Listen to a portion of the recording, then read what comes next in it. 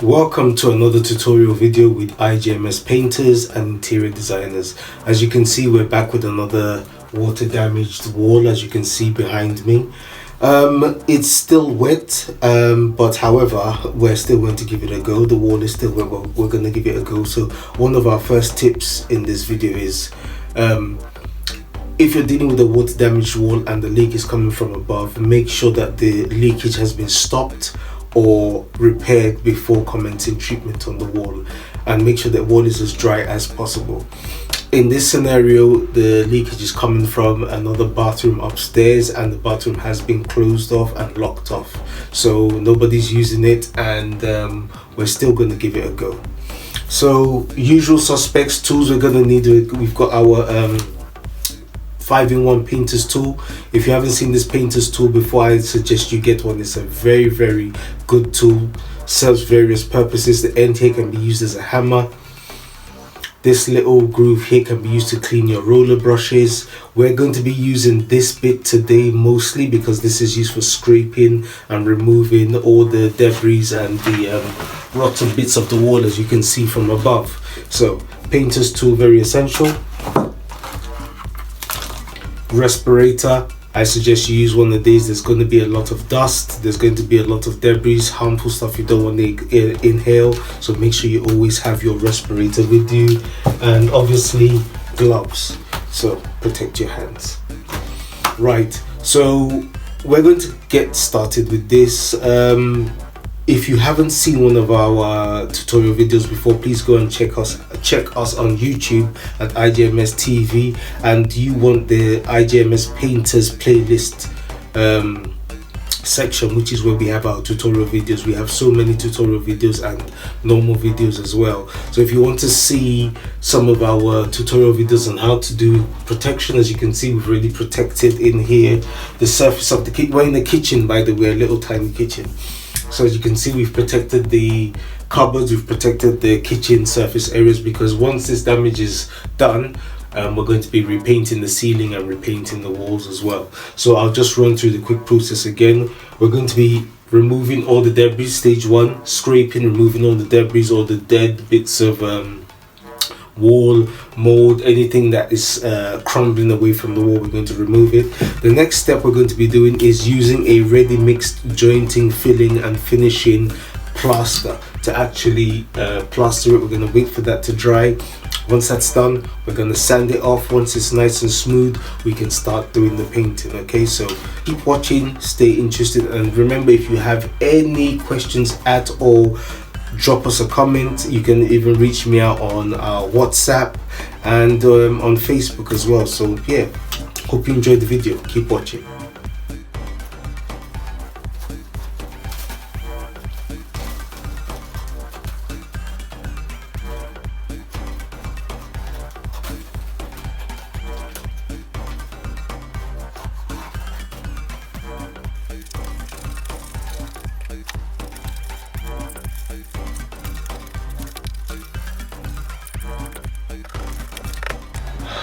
Right, so on further inspection, this is a little bit more than just a plaster. As you can see, there's a big hole in there, and after we've gone through the scraping process, we found out that the water damage is actually eaten through the plasterboard, which is part of the ceiling. So I've managed to remove and get rid of all the destroyed parts of it, which I'm going to show you a closer look at now. And it looks like what we're going to have to do is there's also some water still leaking, so the water might be coming from one of the actual, maybe the heating pipes or one of the actual pipes there. So we might have to call another expert in to have a look, and then if it's not that serious, it can be repaired. Then we go forward to cut a new piece of plasterboard. Cut a new piece of plasterboard, get it installed in, plaster it up, wait for it to dry, and then repaint. So keep watching. Yep, so we have our specialist here, our maintenance operative, and he's just inspecting and having a look at our next steps. Still coming from upstairs. Yeah. Yeah, from the crack of the cement. Okay. So what do you think we're gonna have to do? Check if they open the toilet upstairs. Cool. And I think you're gonna have to give more time for it to dry, isn't it? What Exactly. can you do now? Yeah, exactly. Yes. Just explain that to Martha. I don't know what.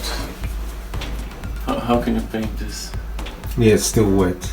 Yeah. Still dripping wet. Alright guys, there you have the evaluation. So our operations guys and maintenance guys have come in and they fitted a new board. The leak seems to have stopped. So basically we can continue now from where we left off. So let's do this. It's time to get this plastered.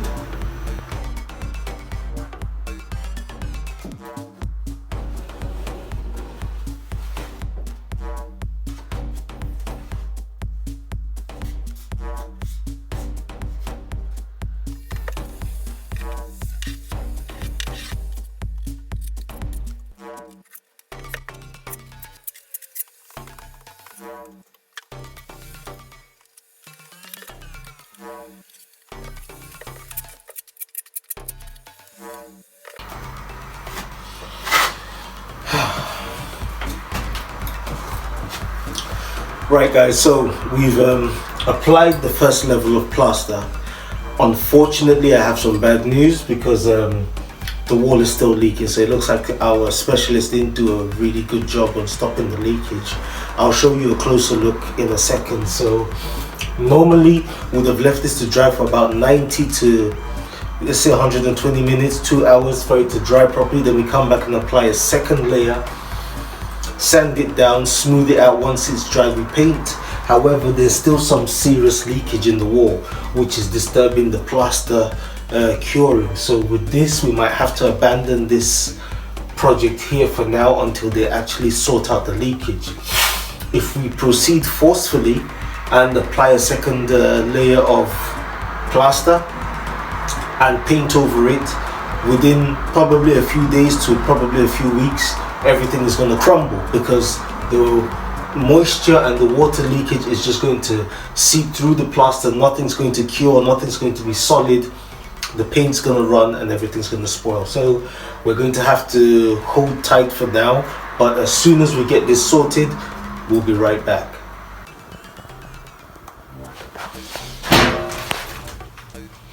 So as you can see here, this is where the leakage is still leaking. As you can see the wetness on the wall, and there's a little section just further up right there. There's another leakage there where the water's running down. So if the wall is not dry, the plaster's not going to dry because it keeps leaking. The paint's not going to be, the paint's not going to set properly. Everything's just going to crumble. So at this stage we'll have to abort and seek further assistance. Finally, they've got the leak sorted out and our first layer of plaster has now dried. As you can see here, you can see where the leakage has come through and has browned out. So after this first layer, what we're going to do, we're going to sand. After sanding, we're going to add the second layer, wait for it to dry, then we can paint. So let's get this done.